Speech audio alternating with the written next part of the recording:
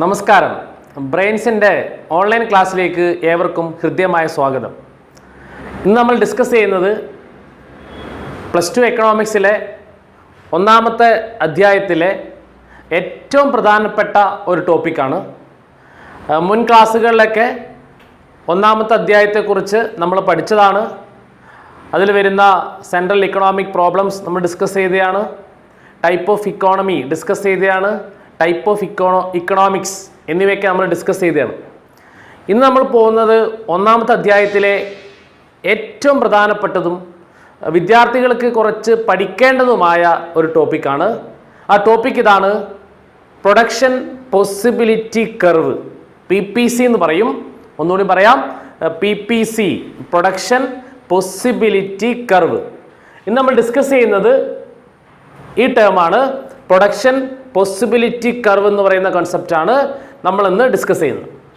Okay, ഞാൻ നേരത്തെ സൂചിപ്പിച്ചു, ഈ അധ്യായത്തിൽ കുറച്ച് പഠിക്കേണ്ട ഒരു ടോപ്പിക്കാണ് പ്രൊഡക്ഷൻ പോസിബിലിറ്റി കർവ്. ഒന്ന് മനസ്സിലാക്കി വെച്ചാൽ വളരെ ഈസി ആയിട്ട് വിദ്യാർത്ഥികൾക്ക് മനസ്സിലാവുന്ന ഒരു ടേമാണ് production possibility curve, PPC. PPC മറ്റൊരു പേരിൽ അറിയപ്പെടുന്നുണ്ട്. അതിൻ്റെ പേര് PPF എന്നാണ്, പ്രൊഡക്ഷൻ പോസിബിലിറ്റി ഫ്രോണ്ടിയർ.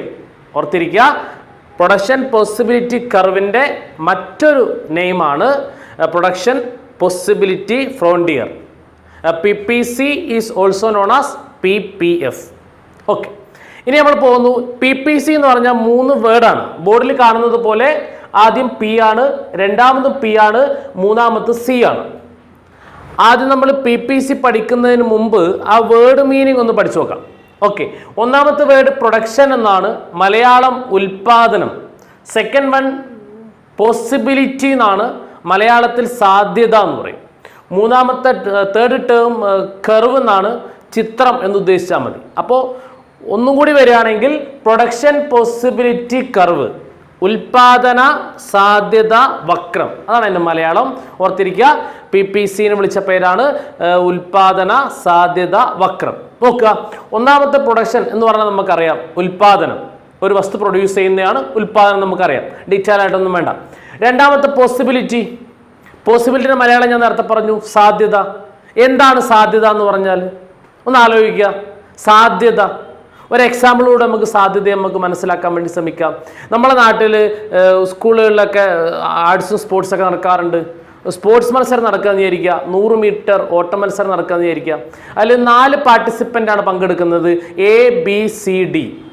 അങ്ങനെയെങ്കിൽ ഈ 4 ആളുകൾക്കും ജയിക്കാനുള്ള സാധ്യതയുണ്ട്, അവിടെ പോസിബിലിറ്റി ഉണ്ട്. Aയോ Bയോ Cയോ Dയോ 4 ആരെങ്കിലും ജയിക്കാം. എന്നാൽ 3 ആളുകളാണെങ്കിലോ അവിടെ സാധ്യതയുണ്ട്, Aയും Bയും Cയും അവിടെ സാധ്യതകളാണ്. 2 ആളാണ് പങ്കെടുത്തെങ്കിലോ, Aയും Bയും മാത്രമാണെങ്കിലോ അവിടെ സാധ്യതയുണ്ട്, Aയോ Bയോ ജയിക്കും. എന്നാൽ A എന്ന് പറയുന്ന ആൾ മാത്രമാണ് മത്സരത്തിൽ പങ്കെടുത്തെങ്കിൽ അവിടെ നമുക്ക് സാധ്യതയില്ല.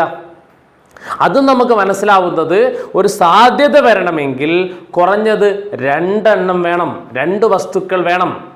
അങ്ങനെയെങ്കിൽ പ്രൊഡക്ഷനിൽ സാധ്യത വരണമെങ്കിൽ നമുക്കറിയാം 2 വസ്തു പ്രൊഡ്യൂസ് ചെയ്യണം. ഒന്നുകൂടി ആലോചിക്കുക, പ്രൊഡക്ഷനിൽ സാധ്യത വരണമെങ്കിൽ ഏറ്റവും കുറഞ്ഞത് 2 വസ്തുക്കൾ പ്രൊഡ്യൂസ് ചെയ്യണം. 2 വസ്തുക്കൾ പ്രൊഡ്യൂസ് ചെയ്യുമ്പോൾ നമുക്ക് സാധ്യതകൾ കിട്ടും. ഓക്കെ, അത് മനസ്സിലാക്കി വെക്കുക. മൂന്നാമത്തെ ചിത്രമാണ്, കർവ് എന്ന് പറഞ്ഞാൽ ചിത്രമാണെന്ന് പറഞ്ഞു. അങ്ങനെയെങ്കിൽ പ്രൊഡക്ഷൻ പോസിബിലിറ്റി കർവ് എന്ന് പറഞ്ഞാൽ എന്താ? വളരെ സിമ്പിളായിട്ട് പറയുകയാണെങ്കിൽ 2 വസ്തു പ്രൊഡ്യൂസ് ചെയ്യുമ്പോൾ, 2 ഗുഡ്സ് പ്രൊഡ്യൂസ് ചെയ്യുമ്പോൾ കുറച്ച് പോസിബിലിറ്റി കിട്ടും.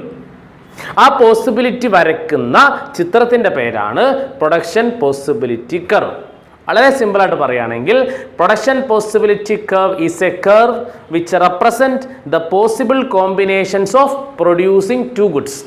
അതുകൊണ്ട് റിപ്പീറ്റ് ചെയ്യാം, PPC is the curve which represent the possible combination of producing 2 goods. 2 goods produce ചെയ്യുമ്പോൾ ലഭിക്കുന്ന പോസിബിൾ കോമ്പിനേഷൻ്റെ ഒരു കർവിന് വിളിച്ച പേരാണ് PPC. വളരെ സിമ്പിളായിട്ട് മനസ്സിലാക്കാൻ ഇത്രയേ ഉള്ളൂ PPC. ഇനി നമ്മൾ പരീക്ഷയ്ക്ക് ചോദിക്കുന്ന ഡിഫൈൻ PPC എന്നൊക്കെ ആയിരിക്കും. എന്താണ് PPC എന്ന് പറഞ്ഞാൽ? അപ്പോൾ അതിൻ്റെ ഡെഫിനിഷൻ പഠിക്കണം. PPCൻ്റെ ഡെഫിനിഷനിലേക്കാണ് നമ്മൾ പോകുന്നത്.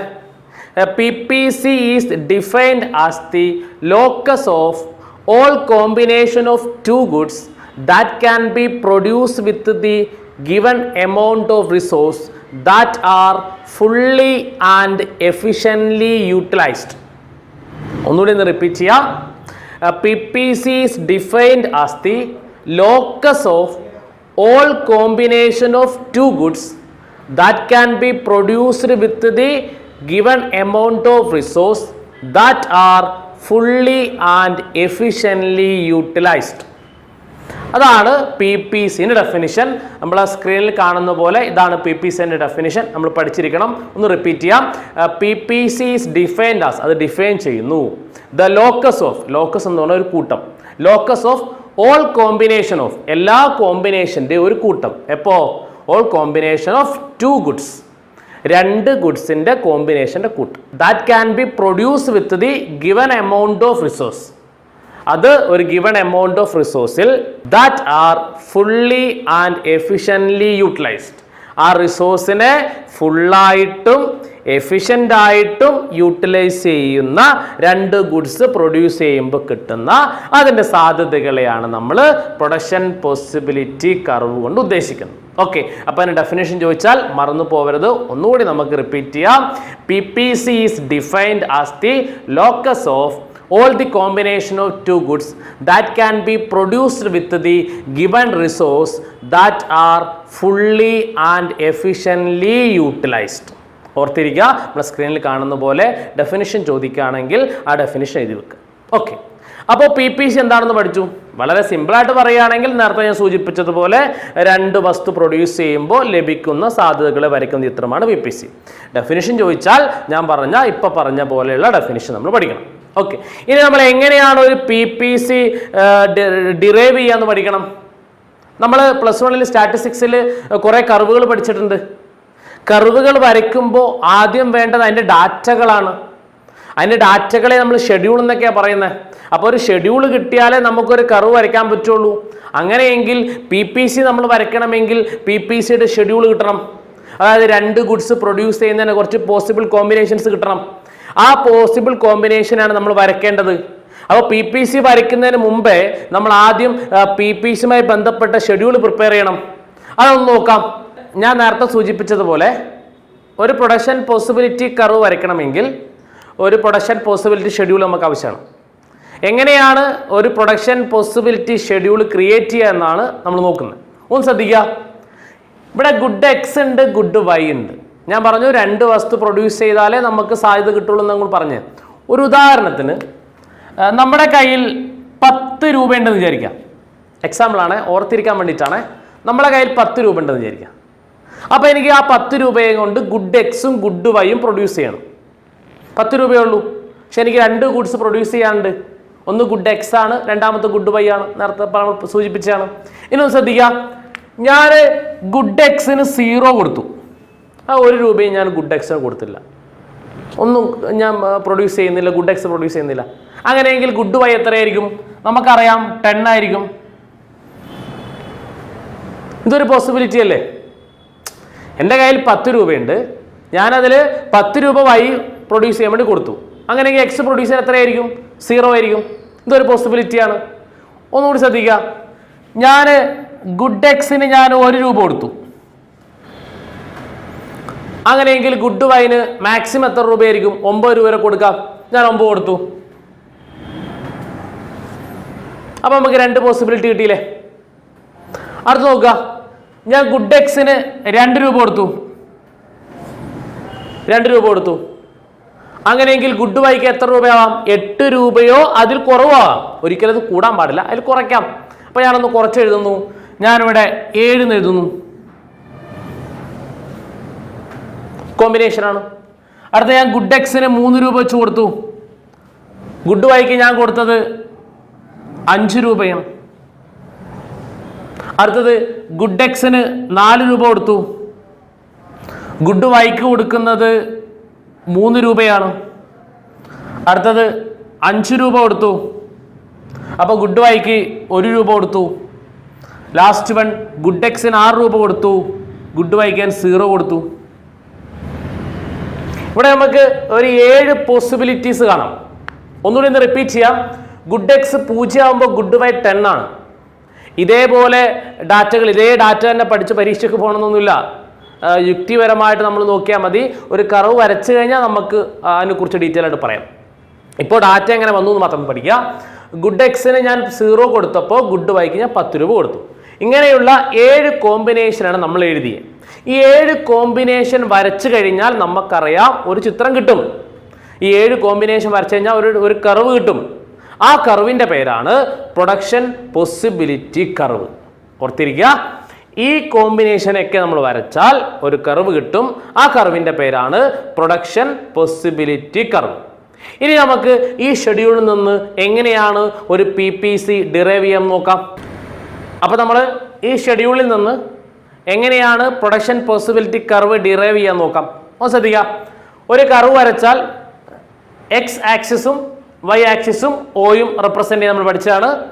OX ആക്സിസിൽ നമ്മൾ റെപ്രസെൻ്റ് ചെയ്യുന്നത് ഗുഡ് എക്സിനെയാണ്. അങ്ങനെയെങ്കിൽ OY ആക്സിസ് റെപ്രസെൻ്റ് ചെയ്യുന്നത് ഗുഡ് വൈ ആണ്. ഈ ഗുഡ് എക്സും അവിടെ ഗുഡ് എക്സ് എന്ന് എഴുതിയിട്ടുണ്ട്, ഗുഡ് വൈ ഉണ്ട്. ഈ ഗുഡ് വൈയിലും ഗുഡ് എക്സിലും എങ്ങനെയാണ് ഈ ഷെഡ്യൂളിനെ റെപ്രസെൻ്റ് ചെയ്യാൻ നോക്കാം. ഓക്കെ, ഒന്നാമത്തെ കോമ്പിനേഷനിലേക്ക് പോകുന്നു. എക്സിൽ 0 ആയിരിക്കുമ്പോൾ വൈയിൽ 10 ആണ്. എക്സിൽ 0 ആയിരിക്കുമ്പോൾ വൈയിൽ 10 ആണ്. ഇതാണ് പോയിന്റ്, നമുക്കറിയാം. രണ്ടാമത് എക്സിൽ 1 ആയിരിക്കുമ്പോൾ വൈയിൽ 9 ആണ്. 1 ആയിരിക്കുമ്പോൾ 9 ആണ്.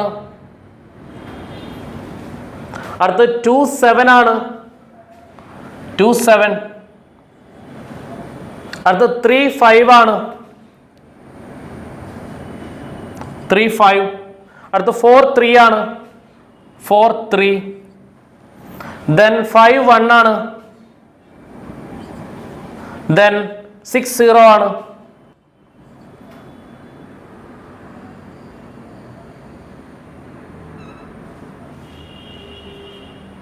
ഈ കർവിനെ വിളിച്ച പേരാണ് പ്രൊഡക്ഷൻ പോസിബിലിറ്റി കർവ്.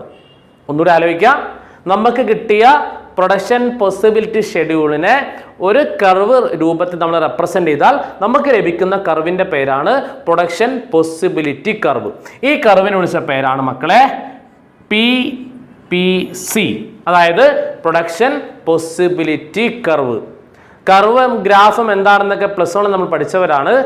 കൈകൊണ്ട് യോജിപ്പിക്കുന്നതിനാണ് നമ്മൾ കർവ് എന്ന് പറയുന്നത്. അതുകൊണ്ട് തന്നെ ആ പോയിന്റുകളെ നമ്മൾ കൈകൊണ്ട് വേണം യോജിപ്പിക്കാൻ. ഒരിക്കലും സ്കെയിൽ കൊണ്ട് യോജിപ്പിക്കരുത്, കൈകൊണ്ട് വേണം യോജിപ്പിക്കാൻ. ഓക്കെ, ആ കൈകൊണ്ട് നമ്മൾ ഫില്ല് ചെയ്ത് നമുക്ക് കിട്ടിയ കർവിൻ്റെ പേരാണ് production possibility curve.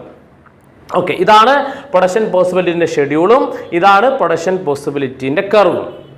Production possibility curve എന്താണെന്നൊക്കെ പറഞ്ഞു. ഈ ബോർഡിൽ കാണുന്നതാണ് ഒരു നോർമൽ PPC. ഡാറ്റകളൊന്നും ഇല്ലാതെ വെറുതെ ഒന്ന് വരച്ചു എന്നുള്ളൂ. ഈ പ്രൊഡക്ഷൻ പോസിബിലിറ്റി കർവിൻ്റെ ഷേപ്പ് എന്താണെന്ന് മനസ്സിലാക്കുന്നതിന് വേണ്ടിയാണ് നമ്മൾ ഇങ്ങനെ വരച്ചത്. ഈ പ്രൊഡക്ഷൻ പോസിബിലിറ്റി കർവിൻ്റെ ഷേപ്പ് കോൺകേവ് ഷേപ്പാണ്. പല പരീക്ഷകൾക്കും വൺ വേർഡ് ആയിട്ട് ചോദിക്കാറുണ്ട്. നമ്മൾ ഒരിക്കലും തെറ്റിക്കരുത്. PPCൻ്റെ ഷേപ്പ് എന്ന് പറയുന്നത് PPC ഈസ് കോൺകേവ് ഷേപ്പാണ്. തെറ്റരുത്. PPC ഈസ് കോൺകേവ് ഷേപ്പാണ്. PPC കോൺകേവ് ഷേപ്പാണ്. ഓക്കെ, ഇനി നമ്മൾ പോകുന്നത് ഈ PPCയുടെ ചേഞ്ചാണ്. Changes in PPC. Production possibility curve എന്താണെന്ന് നമ്മൾ പറഞ്ഞതാണ്.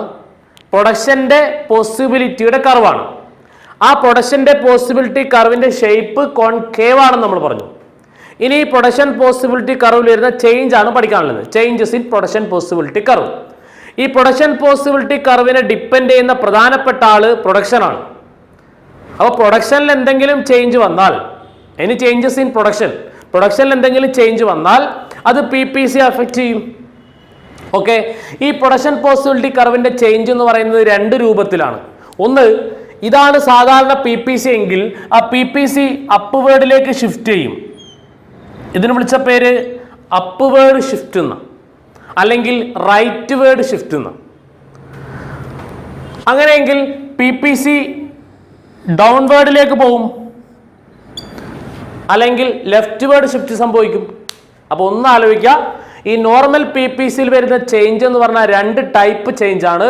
ഒന്ന് റൈറ്റ് വേർഡ് ഷിഫ്റ്റ് ആണ്, രണ്ടാമത്തെ ലെഫ്റ്റ് വേർഡ് ഷിഫ്റ്റ് ആണ്. ഓക്കെ, ഇനി എന്തുകൊണ്ടാണ് PPC റൈറ്റിലേക്ക് പോകുന്നത്, എന്തുകൊണ്ടാണ് PPC ലെഫ്റ്റിലേക്ക് വരുന്നത് എന്ന് പഠിച്ചാൽ മതി. ഒന്ന് ആലോചിക്കാം മക്കളെ. ഞാൻ പറഞ്ഞു ഈ PPC ഡിപ്പെൻഡ് ചെയ്യുന്ന ഏറ്റവും പ്രധാനപ്പെട്ട ആൾ പ്രൊഡക്ഷൻ ആണ്. അങ്ങനെയെങ്കിൽ പ്രൊഡക്ഷനിൽ എന്തെങ്കിലും മാറ്റം വന്നാൽ PPCയിൽ മാറ്റം ഉണ്ടാവും. അത്രേ ഉള്ളൂ പഠിക്കാൻ. ഒന്ന് ശ്രദ്ധിക്കുക, പ്രൊഡക്ഷൻ ഇൻക്രീസ് ചെയ്താൽ when the production is increases PPC shift upward. Production increase ചെയ്താൽ അല്ലെങ്കിൽ പ്രൊഡക്ഷൻ കൂടിയാൽ PPC മുകളിലേക്ക് ഷിഫ്റ്റ് ചെയ്യും. അതിൻ്റെ ഓപ്പോസിറ്റോ when the production is decreases PPC shift downward. അപ്പോൾ ഓർത്തിരിക്കുക, PPC അപ്വേർഡിലേക്ക് പോകാനുള്ള കാരണം പ്രൊഡക്ഷൻ ഇൻക്രീസ് ചെയ്യുന്നതാണ്. അങ്ങനെയെങ്കിൽ PPC ഡൗൺവേർഡിലേക്ക് പോകാനുള്ള കാരണം PPC ഡിക്രീസ് ചെയ്യുന്നതാണ്. അങ്ങനെയെങ്കിൽ PPC ഡൗൺവേർഡിലേക്ക് വരാനുള്ള കാരണം പ്രൊഡക്ഷൻ ഡിക്രീസ് ചെയ്യുന്നതാണ്. ഇത്രയേ ഉള്ളൂ, വളരെ സിമ്പിളാണ്.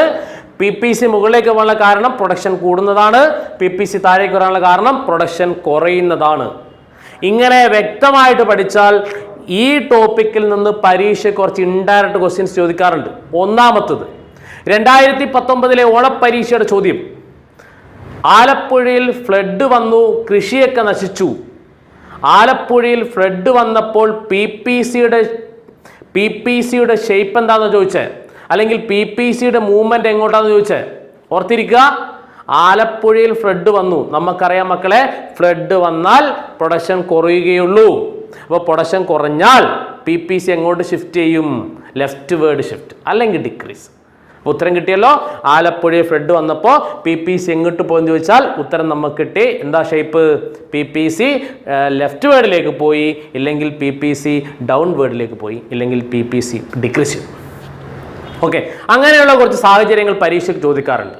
ഒരു കൊല്ലം ചോദിച്ചത് ഗ്രീൻ റവല്യൂഷൻ ആണ്.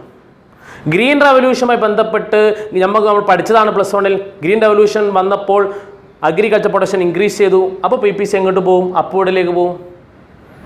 രണ്ടാമത്തൊന്ന്, അഗ്രികൾച്ചർ സബ്സിഡി കൊടുക്കുകയാണെങ്കിലോ? അഗ്രികൾച്ചർ സബ്സിഡി കൊടുത്താൽ എല്ലാ ആളുകളും കൃഷിയിലേക്ക് പോകും, പ്രൊഡക്ഷൻ കൂടും, PPC അപ്വേർഡിലേക്ക് പോകും. ക്ലൈമറ്റ് ചേഞ്ച് വന്നാലോ? ക്ലൈമറ്റ് ചേഞ്ച് വന്നാൽ പ്രൊഡക്ഷൻ കുറയും, PPC ഡൗൺവേർഡിലേക്ക് പോകും. അപ്പോൾ ഇങ്ങനെയുള്ള സാഹചര്യങ്ങളൊക്കെ ഓർത്തിരിക്കുക. പരീക്ഷയ്ക്ക് ഏതാണ് ചോദിക്കാൻ നമുക്ക് പറയാൻ പറ്റില്ല. ഇങ്ങനെയുള്ള സാഹചര്യങ്ങളാണ് പരീക്ഷയ്ക്ക് ചോദിക്കുക. അപ്പോൾ അതിൽ PPCൻ്റെ മൂവ്മെന്റ് പഠിക്കണമെങ്കിൽ PPCയെ ഡിപ്പെൻഡ് ചെയ്യുന്നത് പ്രൊഡക്ഷൻ ആണെന്ന് പഠിക്കുക. പ്രൊഡക്ഷൻ കൂടിയാൽ PPC അപ്വേർഡ് ആയിരിക്കും, പ്രൊഡക്ഷൻ കുറഞ്ഞാൽ PPC ഡൗൺവേർഡ് ആയിരിക്കും എന്ന ആശയം മാത്രം മതി നമുക്ക്. അന്നെല്ലാ ചോദ്യങ്ങൾക്കും ഉത്തരം ചെയ്യാൻ നമുക്ക് പറ്റും. അപ്പോൾ നമ്മൾ പറഞ്ഞത് PPCയുടെ ചേഞ്ച് ആണ്. ഒന്നുകൂടി റിപ്പീറ്റ് ചെയ്യാം. when production is increases PPC shift upward, when the production is decreases PPC shift downward. upward is also known as rightward shift, downward is also known as leftward shift. It depend on production. Production കൂടി PPC മുകളിലേക്ക് പോയി, production കുറഞ്ഞു PPC താഴേക്ക് വന്നു. Okay, അടുത്ത ടേമിലേക്ക് നമ്മൾ പോകുന്നു. Graphical representation of central economic problem. Topic ഒന്നുകൂടി പറയാം മക്കളെ. Graphical representation of central economic problem. Central economic problem ഏതൊക്കെയാണെന്ന് പഠിച്ചതാണ്. ആ സെൻട്രൽ ഇക്കണോമിക് പ്രോബ്ലത്തെ എങ്ങനെയാണ് ഗ്രാഫിക്കൽ റെപ്രസെൻറ്റേഷൻ നടത്തുക? അതിന് നമ്മൾ ഉപയോഗിക്കുന്ന ഗ്രാഫ് PPC ആണ്. PPC കർവിൽ കാണുന്നത് പോലെ OX ആക്സിസിൽ ഗുഡ് X റെപ്രസെൻറ്റ് ചെയ്തിട്ടുണ്ട്, OY ആക്സിസിൽ ഗുഡ് Y നമ്മൾ റെപ്രസെൻറ്റ് ചെയ്തിട്ടുണ്ട്, ഒരു PPC വരച്ചിട്ടുണ്ട്.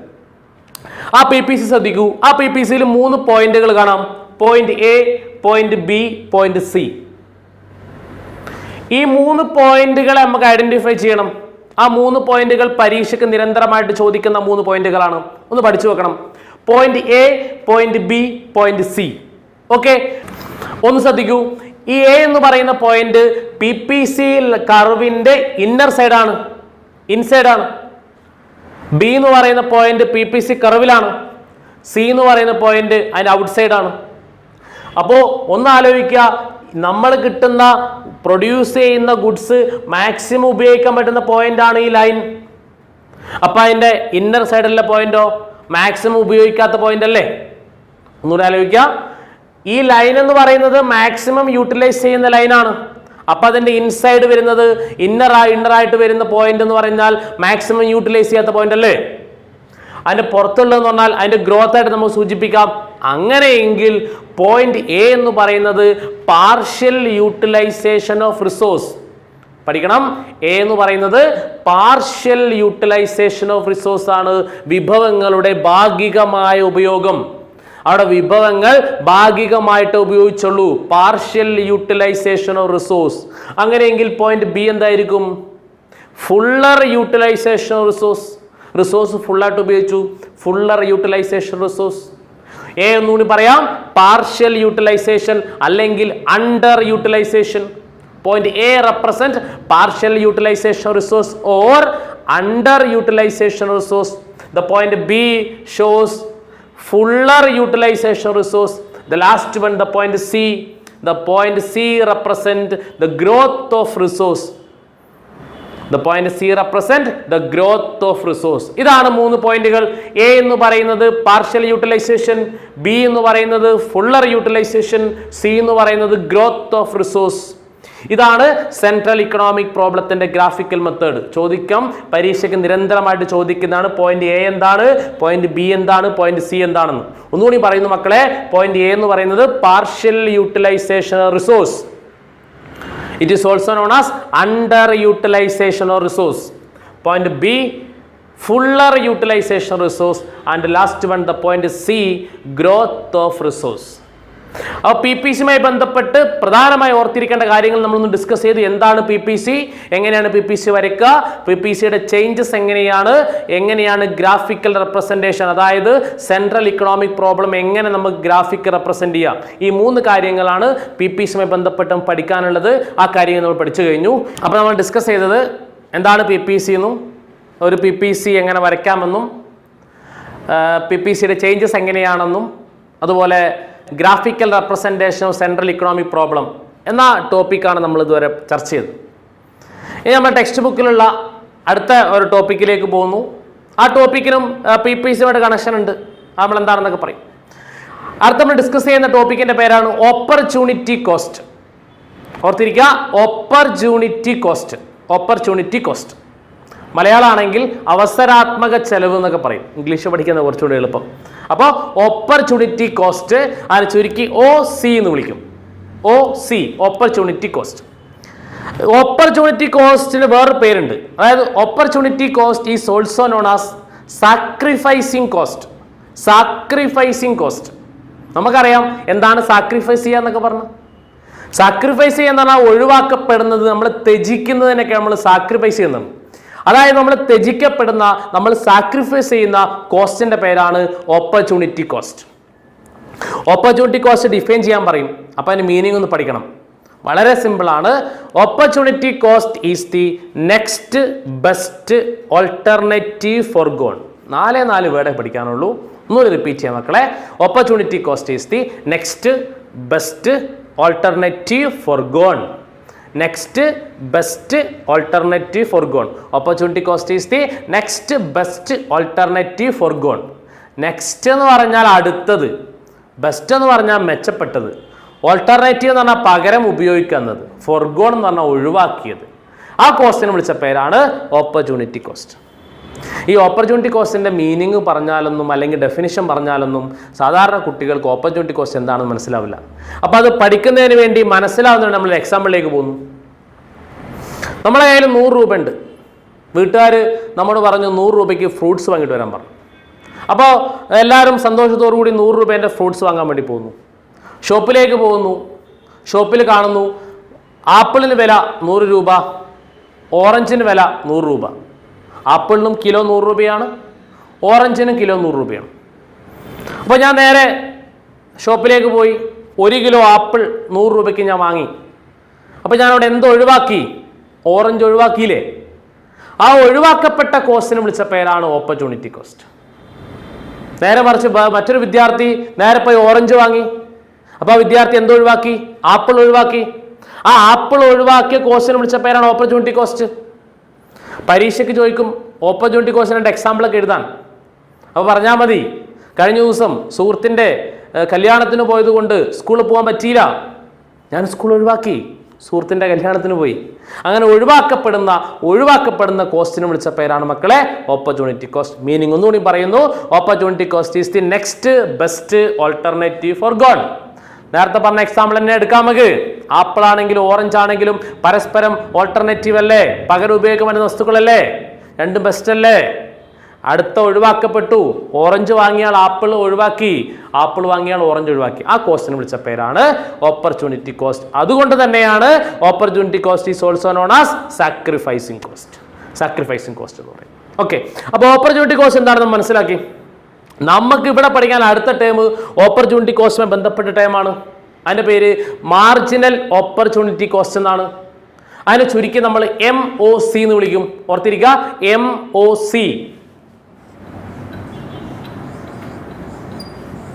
MOC, marginal opportunity cost. Opportunity cost എന്താണെന്നൊക്കെ പറഞ്ഞാണ്. നമുക്ക് വേണ്ടത് മാർജിനലാണ്. വളരെ സിമ്പിളായിട്ട് പറയുകയാണെങ്കിൽ മക്കളെ, മാർജിനൽ എന്ന് പറയുന്നത് ചേഞ്ച് ആണെന്ന് മനസ്സിലാക്കി വെക്കുക. അങ്ങനെയെങ്കിൽ മാർജിനൽ ഓപ്പർച്യൂണിറ്റി കോസ്റ്റ് എന്ന് പറഞ്ഞാൽ എന്താ? ഓപ്പർച്യൂണിറ്റി കോസ്റ്റിൽ വരുന്ന change. Okay, marginal opportunity cost is the changes in opportunity cost. Opportunity കോസ്റ്റിൽ വരുന്ന ചേഞ്ചിന് വിളിച്ച പേരാണ് മാർജിനൽ ഓപ്പർച്യൂണിറ്റി കോസ്റ്റ്. ഓക്കെ, ഈ മാർജിനൽ ഓപ്പർച്യൂണിറ്റി കോസ്റ്റുമായി ബന്ധപ്പെട്ട് 1-2 കാര്യങ്ങൾ പഠിക്കേണ്ടിയിരിക്കുന്നു. +2 എക്കണോമിക്സുമായി ബന്ധപ്പെട്ട് ഡീറ്റെയിൽ ആയിട്ട് കാര്യങ്ങൾ പഠിക്കണം എന്നൊക്കെ നമ്മൾ സൂചിപ്പിച്ചതാണ്. അപ്പോൾ ഒരുപാട് ഇക്വേഷൻസ് നമ്മൾ പഠിക്കാനുണ്ട്. +1 സ്റ്റാറ്റിയിൽ പഠിച്ചതുപോലെ ഒരുപാട് ഇക്വേഷൻസ് നമ്മൾ +2 എക്കണോമിക്സ് പഠിക്കാനുണ്ട്. അതിൽ പഠിക്കുന്ന ഒന്നാമത്തെ ഇക്വേഷൻ ഒരു 100-100 ഇക്വേഷൻ പഠിക്കാനുണ്ട് +2 എക്കണോമിക്സിൽ. അതിൽ പഠിക്കുന്ന ഒന്നാമത്തെയും വളരെ സിമ്പിളുമായ ഇക്വേഷൻ MOC കാൽക്കുലേറ്റ് ചെയ്യുന്ന ഇക്വേഷൻ ആണ്. നമ്മൾ പഠിക്കണം. MOC കാൽക്കുലേറ്റ് സിമ്പിൾ ഇക്വേഷൻ ഉണ്ട്, വളരെ സിമ്പിൾ. ഞാൻ നേരത്തെ സൂചിപ്പിച്ചു, MOC എന്ന് പറഞ്ഞാൽ ഓപ്പർച്യൂണിറ്റി കോസ്റ്റിന്റെ ചേഞ്ച് ആണ്. അങ്ങനെയെങ്കിൽ MOCക്ക് ഒരു സിമ്പിൾ ഇക്വേഷൻ ഉണ്ട്, ഒന്ന് പഠിക്കാം മക്കളെ. MOC equal to delta y divided by delta x. 2 goods ഉണ്ടെന്ന് പറഞ്ഞു. Y എന്ന് പറയുന്ന ഒരു ഗുഡ്സ്, X എന്ന് പറയുന്ന അടുത്ത ഗുഡ്സ്. ഡെൽറ്റ എന്ന് പറഞ്ഞാൽ ചേഞ്ച് ആണ് സൂചിപ്പിക്കുന്നത്, ചേഞ്ച് ആണ്, മാർജിനൽ. അപ്പോൾ ഡെൽറ്റ വൈ എന്ന് പറഞ്ഞാൽ വൈയുടെ change divided by delta X എന്ന് പറഞ്ഞാലോ എക്സിന്റെ ചേഞ്ച്. ഡീറ്റെയിൽ ഒന്നും പോണ്ട, ഓർത്തിരുന്നാൽ മതി. MOC equal to delta Y by delta x. Delta y എന്ന് പറഞ്ഞാൽ വൈയുടെ ചേഞ്ച് ആണ്, ഡെൽറ്റ എക്സ് എന്ന് പറഞ്ഞാൽ എക്സിന്റെ ചേഞ്ച് ആണ്. അതായത് വൈയുടെ ചേഞ്ചിനെ എക്സിന്റെ ചേഞ്ചും കൊണ്ട് ഡിവൈഡ് ചെയ്താൽ നമുക്ക് ആരെ ലഭിക്കും? MOC കിട്ടും. ഒരു പ്രോബ്ലത്തിലൂടെ നമുക്ക് എങ്ങനെയാണ് MOC കാൽക്കുലേറ്റ് ചെയ്യാൻ പറ്റുമെന്ന് നോക്കാം. ഒരു പ്രോബ്ലത്തിലൂടെ എങ്ങനെയാണ് MOC കാൽക്കുലേറ്റ് ചെയ്യാൻ പറ്റുക എന്ന് നമുക്ക് നോക്കാം. MOC കാൽക്കുലേറ്റ് ചെയ്ത് എങ്ങനെയാണ് നമുക്ക് നോക്കാം. ബോർഡിലുള്ളത് ഗുഡ് എക്സ് ആണ്, ഗുഡ് വൈ ആണ്. ഗുഡ് എക്സ് 0 മുതൽ 5 വരെയാണ്. Good y 0, 2, 5, 7, 10, 15. വെറുതെ കുറച്ച് സംഖ്യകൾ എഴുതിയെന്നുള്ളൂ. പരീക്ഷയ്ക്ക് ഇങ്ങനത്തെ ചോദ്യം നമുക്ക് തരും. നമ്മൾ കാൽക്കുലേറ്റ് ചെയ്യേണ്ടത് MOC ആണ്. MOCന്റെ ഇക്വേഷൻ നമ്മൾ നേരത്തെ സൂചിപ്പിച്ചതാണ്, delta Y by delta X. അതായത് വൈയുടെ ചേഞ്ചിനെ എക്സിന്റെ ചേഞ്ച് കൊണ്ട് ഡിവൈഡ് ചെയ്താൽ മതി. ഒന്നുകൂടി ശ്രദ്ധിക്കുക, വൈയുടെ ചേഞ്ചിനെ എക്സിന്റെ ചേഞ്ച് കൊണ്ട് ഡിവൈഡ് ചെയ്താൽ മതി. ഒന്നാമത്തേലേക്ക് പോവാം. ഒന്നാമത്തേൽ ചേഞ്ച് വന്നിട്ടില്ല, രണ്ടും 0 ആണ്. അപ്പോൾ നമ്മൾ MOC പോകുന്നു, MOC 0 ആണ്. രണ്ടാമത്തേത് 0, 1 ആയി, ഇവിടെ 0, 2 ആയി. ഇക്വേഷനിലേക്ക് പോകുന്നു, delta Y by delta x ആണ്, വൈയുടെ ചേഞ്ച് ആണ്. വൈയുടെ ചേഞ്ച് എന്ന് പറഞ്ഞാൽ മക്കളെ 0 എത്രയായി? 2 ആയി. അവിടെ ചേഞ്ച് 2 അല്ലേ? 2 ഡിവൈഡഡ് ബൈ എക്സിന്റെ ചേഞ്ച് നോക്കൂ, 0 1 ആയി, ചേഞ്ച് 1 ആണ്. അതായത് 2/1 ഈക്വൽ ടു 2 ആണ്. മനസ്സിലാവാത്തവർ ഒന്നും കൂടി ശ്രദ്ധിക്കുക. അടുത്തത് 2 എന്ന് പറയുന്നത് 5 ആയി, അവിടെ ചേഞ്ചസ് 3 ആണ്. വൈയുടെ ചേഞ്ച് 3 ആണ്. ഡിവൈഡഡ് ബൈ എക്സിന്റെ ചേഞ്ച് 1, 2 ആയി, ചേഞ്ച് 1 ആണ്. അതായത് 3/1 ഈക്വൽ ടു 3. അടുത്തതിലേക്ക് പോവാം, ഒന്നുകൂടി ശ്രദ്ധിക്കുക. 5, 7 ആയി, ചേഞ്ച് നമുക്കറിയാം. ചേഞ്ച് എത്രയായിരിക്കും മക്കളെ? ചേഞ്ച് 2 ആണ്. ഇവിടെ ചേഞ്ച് 1 തന്നെയാണ്, ഈക്വൽ ടു 2. അടുത്ത 7 നോക്കണം മക്കളെ, 10 ആയി, ചേഞ്ച് അവിടെ 3 ആണ്. ഇവിടെ ചേഞ്ച് 3, 4 ആയി, 1 ആണ്. ഉത്തരം 3 ആണ്. ലാസ്റ്റ് 1 10 എന്ന് പറയുന്ന സംഖ്യ 15 ആയി. അവിടെ ചേഞ്ച് എന്ന് പറയുന്നത് 5 ആണ്. ഇവിടെ ചേഞ്ച് എന്ന് പറയുന്നത് 1 ആണ്. 5/1 = 5. MOC കാണാൻ വളരെ എളുപ്പം. ഏത് ഡാറ്റ എന്നാൽ MOC കാണാം. ആദ്യത്തെ MOC ഒന്നില്ലെങ്കിൽ 0 എന്ന് എഴുതിയാൽ മതി. എന്താണോ വൈയുടെ ചേഞ്ച് അതിനെ എക്സിന്റെ ചേഞ്ച് കൊണ്ട് ഡിവൈഡ് ചെയ്താൽ മതി. ഇവിടെ വൈയുടെ ചേഞ്ചിനെ എക്സിന്റെ ചേഞ്ച് കൊണ്ട് ഡിവൈഡ് ചെയ്താൽ മതി. അങ്ങനെ എല്ലാം കൂടി കാൽക്കുലേറ്റ് ചെയ്താൽ നമുക്ക് ആരെ കിട്ടും? MOC കിട്ടും. ഇത് പരീക്ഷയ്ക്ക് നിരന്തരമായിട്ട് ചോദിക്കുന്നതാണ്. കുറച്ച് പ്രോബ്ലംസ് എഴുതിയിട്ട് വർക്കൗട്ട് ചെയ്താൽ മതി. ഇവിടെ ഞാൻ 0, 1, 2, 3, 4, 5 എന്ന് എഴുതിയത് കൊണ്ട് എല്ലാം ഒന്നാണ് ഡിഫറൻസ്. ചിലപ്പോൾ 0, 2, 4 എന്നൊക്കെ വരാം. ഡെൽറ്റ എക്സ് എന്ന് പറയുന്ന സംഖ്യയിൽ വ്യത്യാസം ഉണ്ടാവും. എന്താണോ തന്നിരിക്കുന്ന ചോദ്യം അതിനെ ആശ്രയിച്ച് എഴുതിയാൽ മതി. അപ്പോൾ ഓർത്തിരിക്കുക, MOCന്റെ ഇക്വേഷൻ Δy/Δx ആണ്. വൈയുടെ ചേഞ്ചിനെ എക്സിന്റെ ചേഞ്ച് കൊണ്ട് ഡിവൈഡ് ചെയ്താൽ മതി. ഈ MOCയുമായി ബന്ധപ്പെട്ട് ചാപ്റ്ററിൽ ഒരു കാര്യം കൂടി പഠിക്കാനുണ്ട്. നമ്മൾ നേരത്തെ പഠിച്ച PPCയും MOCയും തമ്മിൽ റിലേഷൻ ഉണ്ട്. ആ റിലേഷൻ എല്ലാ പരീക്ഷയ്ക്കും ചോദിക്കാറുണ്ട്. ഒന്ന് പഠിച്ചു പോവാം. അതായത് MOCയിൽ എന്തെങ്കിലും മാറ്റം വന്നാൽ അത് PPCയിൽ മാറ്റം ഉണ്ടാക്കും. ഓക്കെ, MOCയിൽ മാറ്റം എന്ന് പറഞ്ഞാൽ എന്തായിരിക്കും മക്കളെ? ഒന്ന് MOC ഇൻക്രീസ് ചെയ്യും, രണ്ടാമത്തെ MOC ഡിക്രീസ് ചെയ്യും, മൂന്നാമത്തെ MOC കോൺസ്റ്റന്റ് ആയിരിക്കും. അത് MOC ഇൻക്രീസ് ആകാം, MOC ഡിക്രീസ് ആകാം, MOC കോൺസ്റ്റന്റ് ആകാം. ഈ 3 അവസ്ഥകളിലും PPCയിൽ വ്യത്യാസം ഉണ്ടാവും. ഒന്നാമത്തെ പഠിക്കാം. MOC ഇൻക്രീസ് ചെയ്യുമ്പോൾ when the MOC increases PPC is concave shape ആണ്. തെറ്റിക്കരുത്, ഇൻക്രീസ് ചെയ്യുമ്പോൾ കോൺകേവ് ഷേപ്പ് ആണ്. സെക്കൻഡ് വൺ, MOC ഡിക്രീസ് ചെയ്യുമ്പോൾ എന്തായിരിക്കും? കോൺവെക്സ് ആണ് PPC. മൂന്നാമത്തത് MOC കോൺസ്റ്റന്റ് ആണെങ്കിൽ PPCയുടെ ഷേപ്പ് എന്ന് പറഞ്ഞാൽ ലീനിയർ ആയിരിക്കും. PPC ലീനിയർ ആയിരിക്കും. ഈ 3 റിലേഷൻ പഠിക്കണം, വളരെ ഇമ്പോർട്ടൻ്റ് ആണ്. MOC ഇൻക്രീസ് ചെയ്യുമ്പോൾ കോൺകേവ് ഷേപ്പ് ആയിരിക്കും PPC, MOC ഡിക്രീസ് ചെയ്യുമ്പോൾ കോൺവെക്സ് ഷേപ്പ് ആയിരിക്കും PPC, MOC കോൺസ്റ്റന്റ് ആയിരിക്കുമ്പോൾ ലീനിയർ ആയിരിക്കും PPC. ഇത്രയും കാര്യങ്ങൾ പഠിച്ചു വെച്ചാൽ PPCയുമായി ബന്ധപ്പെട്ട് പഠിക്കാനുള്ള എല്ലാ കാര്യങ്ങളും തീരും. അപ്പോൾ ബ്രെയിൻസ് അക്കാദമിയുടെ എക്കണോമിക്സിന്റെ 3ാമത്തെ വീഡിയോ ആണ്. ആദ്യത്തെ 2 വീഡിയോകളിൽ എല്ലാ കണ്ടന്റും നമ്മൾ പഠിച്ചതാണ്. ഇത് 3ാമത്തതാണ്. ഇതോടുകൂടി എക്കണോമിക്സിലെ 1ാമത്തെ അധ്യായം നമുക്ക് അവസാനിപ്പിക്കാൻ പറ്റും. PPCയുമായി ബന്ധപ്പെട്ട് നമ്മൾ കാര്യങ്ങൾ പറഞ്ഞു, PPCയുടെ ചേഞ്ച് പറഞ്ഞു, PPCയിലെ 3 പോയിന്റുകൾ നമ്മൾ പറഞ്ഞു. എല്ലാ കാര്യങ്ങളും ഡീറ്റെയിൽ ആയിട്ട് പറഞ്ഞതാണ്. ഇത്രയും നമ്മൾ പഠിച്ചാൽ +2 എക്കണോമിക്സിലെ 1ാമത്തെ ചാപ്റ്റർ നമുക്ക് അവസാനിപ്പിക്കും.